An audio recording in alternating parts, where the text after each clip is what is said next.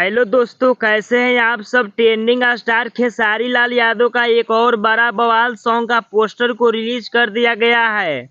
आप सब देख सकते हैं मोबाइल के स्क्रीन पर। इस सॉन्ग का नाम है बिंदिया ब्लैक दिल हैक करता।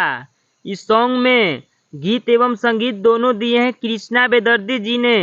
प्रेम के पुजारन मूवी का सॉन्ग होने वाला है। प्रेम के पुजारन मूवी में यामिनी सिंह, रक्षा गुप्ता हीरोइन है। Trending star Khesari Lal Yadav hero हैं।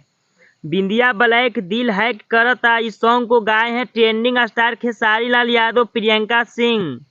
यह सॉन्ग भोजपुरिया फैंस को काफी ज्यादा पसंद आने वाला है। इस सॉन्ग को ग्राउंड लेवल पे शूटिंग किया गया है।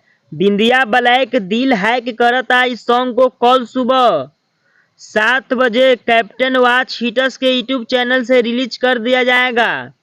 इस सॉन्ग को प्रीमियम में लगा दिया गया है कैप्टन वॉच हिटर्स के यूट्यूब चैनल से। तो आप सब इस सॉन्ग को जरूर सुनिएगा।